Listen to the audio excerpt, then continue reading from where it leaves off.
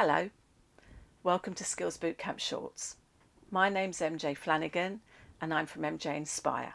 And today's short is about giving feedback using the SBI model. And remember, your guided leadership journal will have a template to help you do that. And if you don't have one of the leadership journals, I'll put the link further down, take you to Amazon, and you can buy one. Okay. Should we get started? So, what is the SBI model and when would you use it? So you can see the template for the sheet that's in your book there. The SBI model basically takes your feedback, keeps it really tight, and keeps it business focused, not personal. So there are three key elements leading to a fourth. The first is situation. Where were they when it happened? What was the situation they were in? Behaviour. How did they behave in that situation? What were they doing compared to what your standards, your systems, or your procedures are? What was the impact of that behaviour? Now, what you want to do is base your feedback on facts, but the impact does allow you to add an opinion. For example, leaning against the bar with your arms folded gives the impression you don't care. Yes, I do. So how can you give that impression?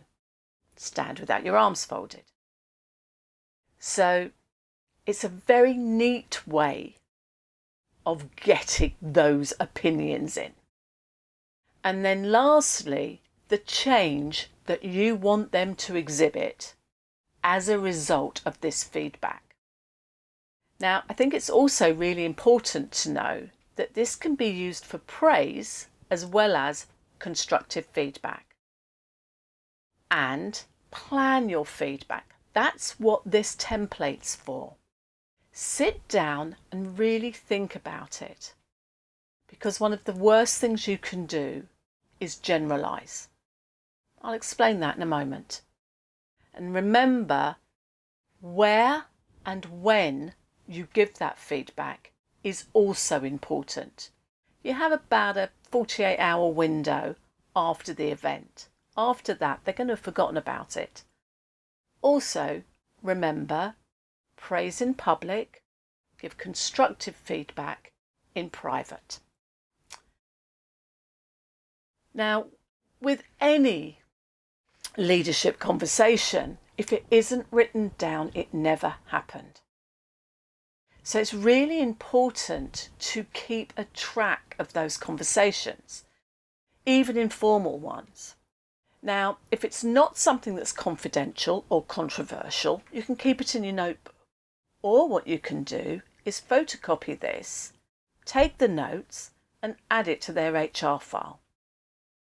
Now be really careful of the feedback sandwich, sometimes known as the clap, slap, clap, where you might say something positive, that was a really good shift last night, well done, then the negative, but you didn't fill the fridges.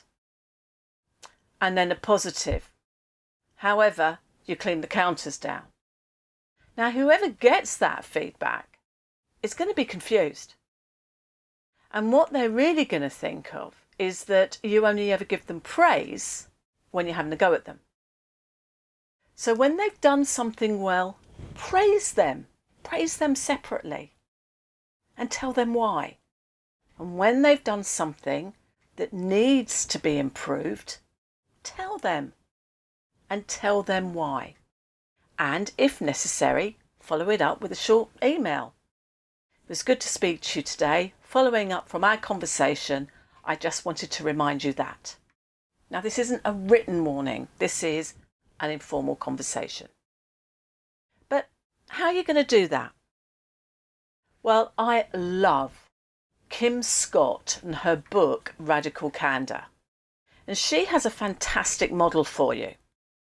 And it really focuses on two elements: care personally, but challenge directly.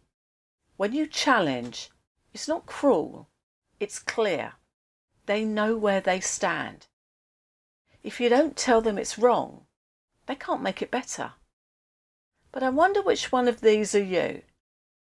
Is it that you don't challenge them, but you really care about them, so you don't want to tell them because you don't want to upset them? Well, they're never going to change because they don't know it's wrong. And everybody else has to carry them, which causes resentment. Or maybe, actually, you don't care about them and you don't want to challenge them. All you're worried about is that they won't like you. Well, not only will you not get any change, but they won't trust you. And you won't be able to move the performance of your team or your department forward. Perhaps, actually, you don't mind giving feedback at all. I'll say it how it is. But don't necessarily show any empathy. And so you just shout it out. That's leadership by fear. You may get some change in the short term, but you won't gain trust, loyalty, and change in the long term. And chances are they'll leave. So what you want to do is do challenge them, but do it in a way that's empathetic, that shows you care, that's respectful, but that also is very clear about what has happened. So let's give you an example. So here I've written out sort of an example notes from how I would give feedback. So the situation, so let's call him JB, was working on Project X. And actually his role was to update both the clients and other teams, including sales, every Friday.